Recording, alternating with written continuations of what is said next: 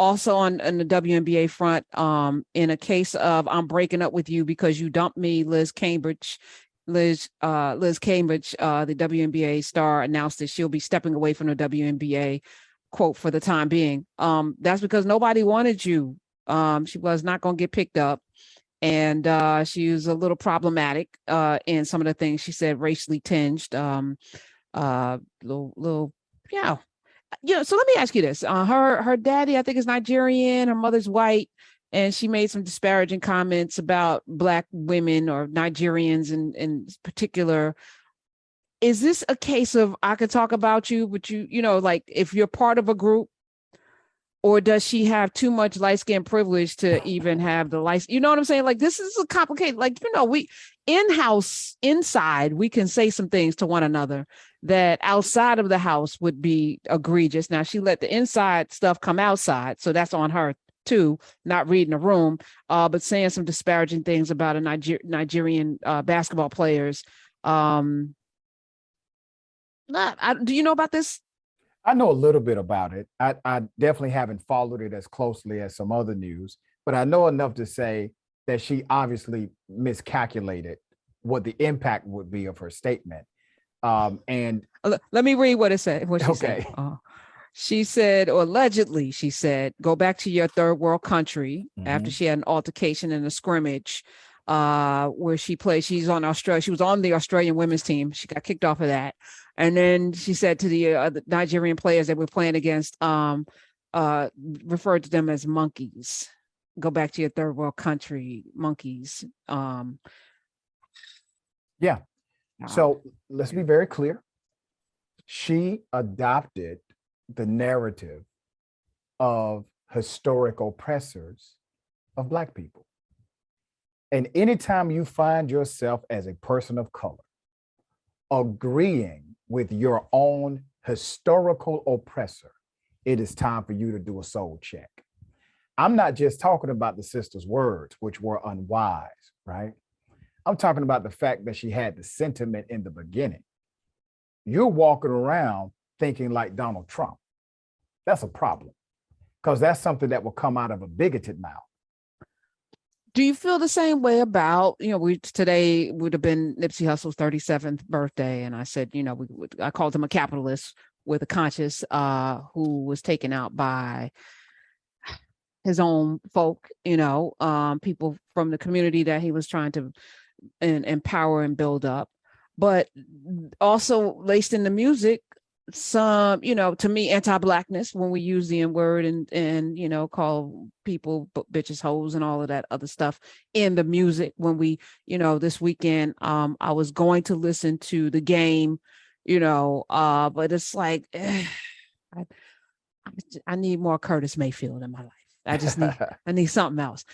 Do you think we participate in our own demise in using the colonizers' slurs against ourselves? Are we participating in that way? Do you think the same way?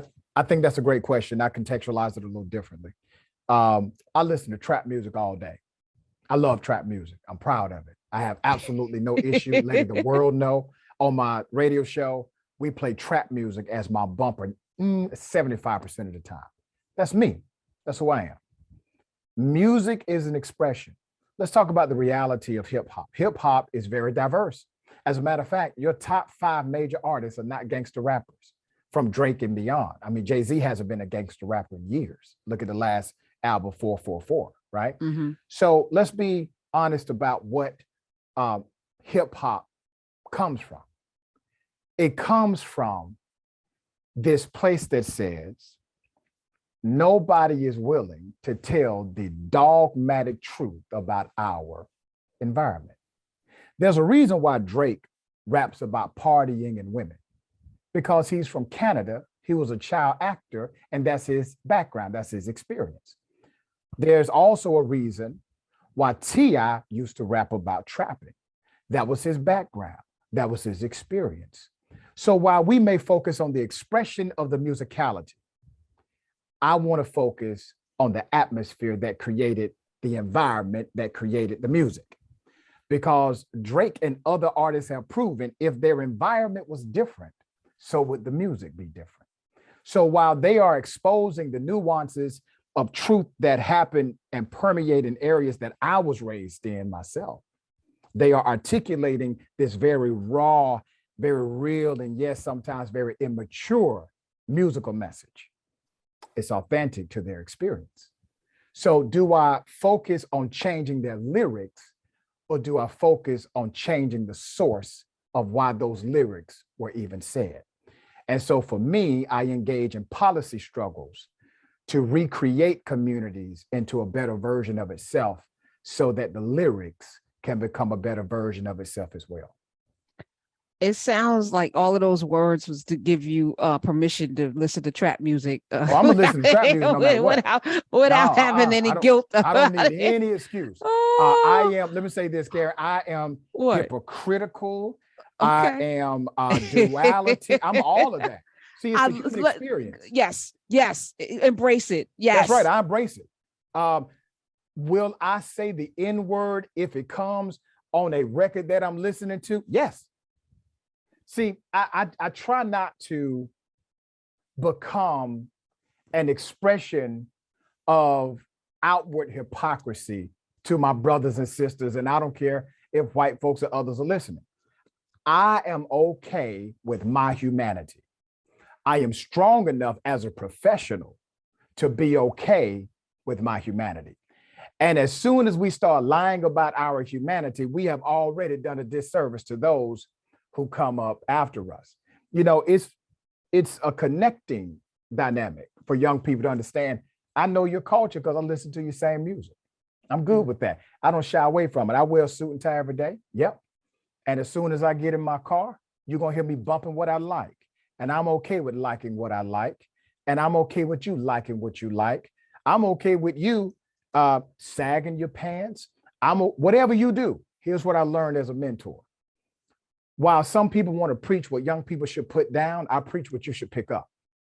And as long as I show you the example of what you can pick up, guess what happens naturally? You start putting down things that weigh you down anyway.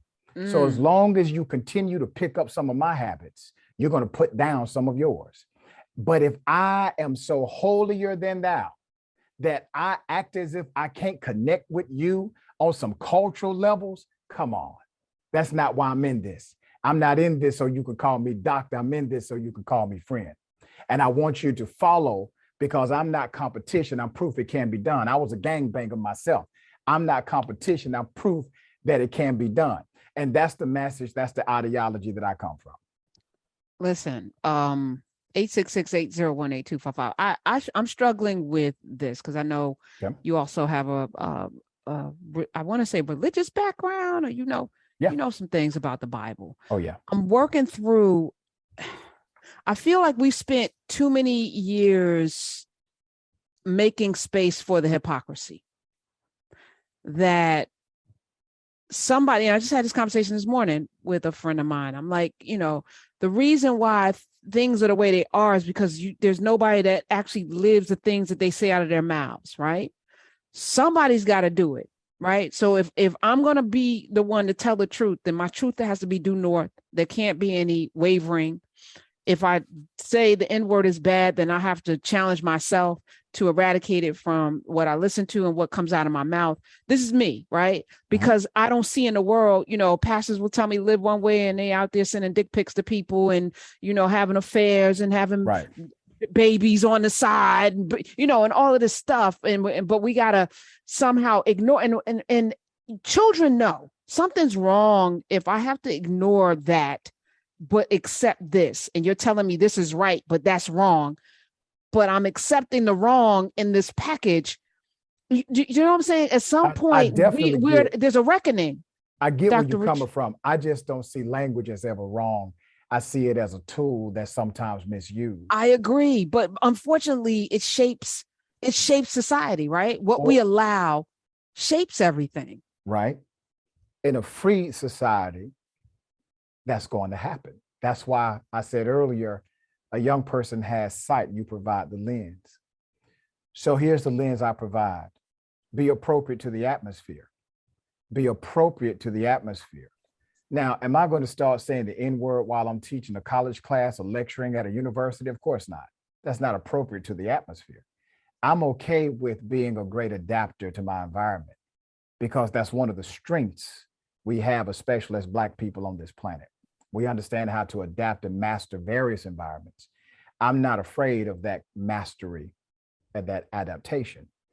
Um, Language is interesting because what's really important, Karen? Think about this, right? Is it the word or the sentiment behind it? Because somebody, Listen, go ahead. I'm saying something, I don't want to get caught up in that. What I'm saying is in our day to day, and again, I kind of think through the lens of like young people watching us, right? Right. I often say preachers' kids are some of the, most acting out people on the planet because they see the hypocrisy live out in real technicolor, right? From the pulpit to the house, there's usually a chasm, between what goes on there and there, which is hard to reconcile. I feel as people, there should be a due northness to how we move in this debaucherous, chaotic, upside down, demonic world, where there's at least a place where we know this is truth. Yep. This is what it is, what it is. This person we can trust. This is what we, because even our leadership, I don't feel like we can trust because they're all compromisable. Listen, I agree. I agree with that. I agree with that sentiment. I think it's about how we treat each other. If you boil down the gospel of Jesus Christ, I try to keep it real simple. I told my assistant the other day, I said, I keep things real simple. If Jesus didn't talk about it, I'm not going to talk about it. He talked about government corruption. I'm going to talk about government corruption. You know what Jesus didn't spend his time doing? Talking about gay people, right? So he didn't talk about just, language. He talked about how you treat humanity, how you treat individuals who are in need. So I'm going to focus on those dynamics because I think at the end of the day, we show who we are and how we're connected to this great moral compass that you're talking about by the way we treat each other. And that's why I wanted to go to the word having to do with sentiment. I can say I love chicken or I love you. It's a completely different sentiment, but it's the same word. So if that works for the word love, which we have 16 definitions for the word love, in the coordinate Greek, you have even more than that. In the Hebrew, you have even more than that. So it's the same love, different sentiment, meaning my inflection tone, meaning, design, and desire creates the word, not the word itself. So if somebody says, "What's up, my," and they use the N word, the sentiment is much different. You don't have to call me the N word to call me the N word. White people do it every day. So it's not simply about the word, it's also about sentiment. Facts. I used to use that same argument. But then I saw Gwyneth Paltrow on the stage with Jay-Z and Kanye saying the N-word and the N-word in Paris. And I said to myself, something's fundamentally wrong with this as I looked out into the sea of whiteness using that word. You don't have permission to use that word. Yeah, and I agree on that. We can't stand on this thing where, you know what I mean, when they get cute with it. So let's eliminate it and make it very clear, because I know what you can't say in this country, not even in music, right? There's certain slurs, ethnic slurs you cannot say. And I want us to have that same zero tolerance as it relates to us. But it starts with us. But let's have a conversation because it's very complicated. Not really, but a little bit. 866-801-8255, because we got like callers and we got a person coming in. Also want to tell you the former chief of the Charlottesville Police Department, Rashad Bruckney, has announced that she's going to be suing. She got fired. Charlottesville, of course, that's the place where they had tiki torches and khaki pants, the new Klan, and somebody mowed down a group of people, injuring one and killing Heather Heyer in that racist, murderous riot that white folk carrying tiki torches and wearing khaki pants had, where they said Jews will not replace them. Let me say something about that chief. That chief not only was fired, all of the police came against her.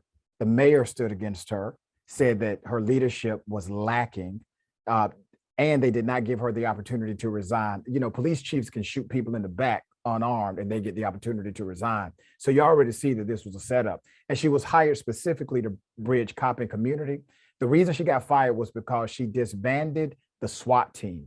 She found racism, sexism, and corruption in SWAT. She could not even fire one of them. They ended up creating a coalition against her. And who do you think won at the end of that battle? Not the boss, because see that when they tell you it's a blue line, that blue line different when it's on a black body, especially a black body that happens to be a woman. They put her to the wolves quickly. And there is now no more blue code as it relates to her. Should we also reimagine policing? Rashad Bruckney is suing. Good for her. Yep. This is it would be the 5th anniversary, August 12th, which was on Friday, of the killing of Heather Heyer and that murderous riot that white men in particular, had with the tiki torches. I hope she sues.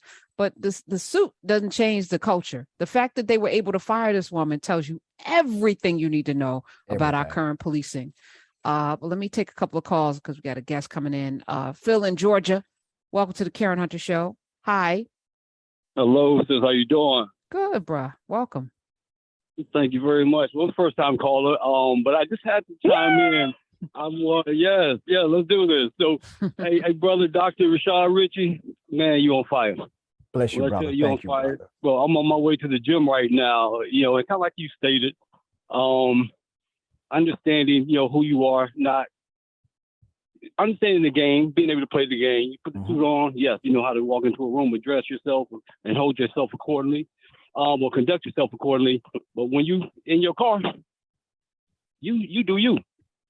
That's right. You do you, and I promise you, man, we see it. Young brothers see it. I won't say a young brother, but I'm recently retired, so I'm a Marine Corps, but I'm retired now. And I always try and emulate, basically what you just stated. Yes, I know how to play the game. So when it's showtime, yes, I put the suit on, I put the uniform on, and I do that. But I'm me. I know where I grew up at. I know the things that, I love, and I don't shy away from it. So keep doing what you do. I appreciate you. We see you, and we definitely appreciate it. Thank you, brother. All right, Phil. Thank you. Be safe. Let's go to Rodney in North Carolina. Rodney. Hey, Sharon. Hey. How are you? Awesome. How are you? Good. Doing great. Good. I just have to push back a little bit about the sentiment of using the N-word.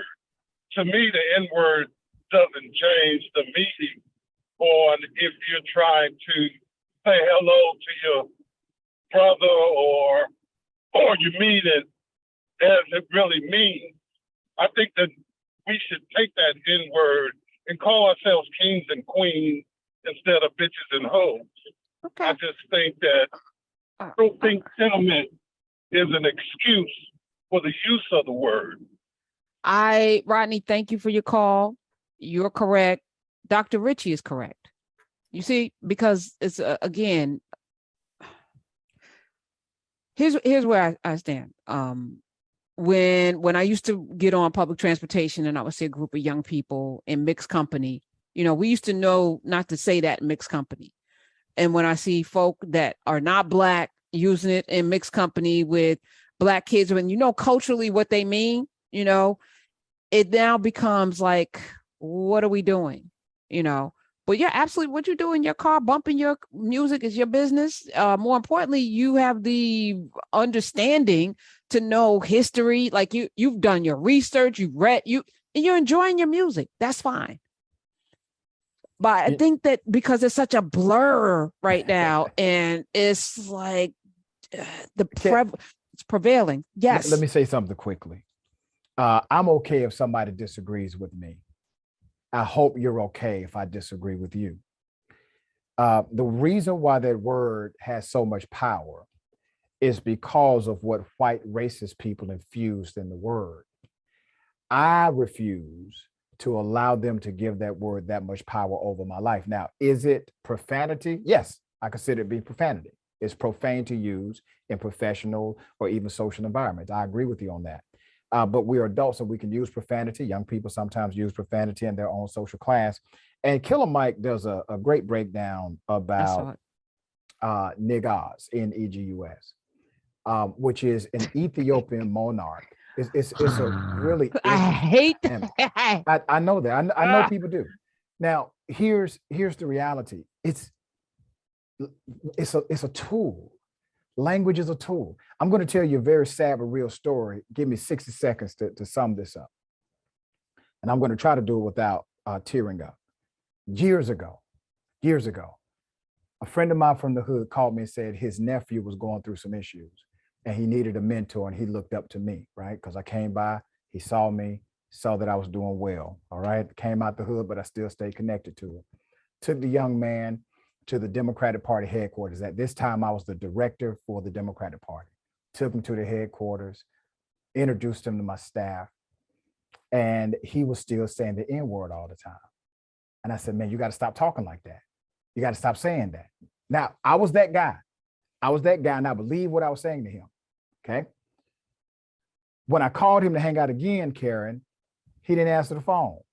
I called my homeboy Cortez. I said, listen, man, why isn't he answering? He's supposed to come with me to this event.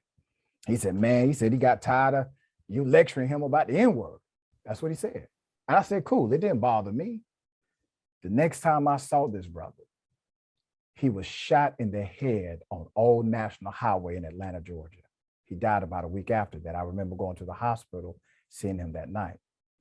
And I said I would never in my life lecture someone about using the N-word if it creates a disconnect between me and that young person I'm trying to mentor.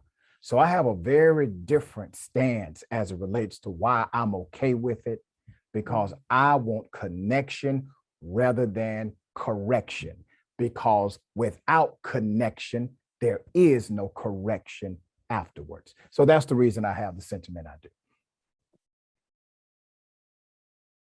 I'm silent because I need that to land. I say this, not that I joke about it, but when the Jehovah's Witness, they come and they knock on your door or whatever, and I'm like, you're making a lot of assumptions here that I don't know Jesus already, that I'm not, my name's not already written in the book. Like, you just go on to your spiel, but I didn't see Jesus do that in the Bible. Jesus forged relationships with people. Yeah. People followed him not because he was beating them over the head with scriptures and giving them a final call. People followed him because he was serving folk and loving folk that were supposedly unlovable, but more importantly, forging relationships. And if you want people to listen, why not have relationships with them? Don't just knock on a door on a Saturday, ring my doorbell on a Saturday, and not even know who I am before you make assumptions. And that's very, to me, rude. So have a good day. Here's your dollar. But it's interesting to me what you just said, because that's so powerful. Many of us want people to move in a different way, but we haven't done the work that you're talking about to even have a relationship for kids to know why.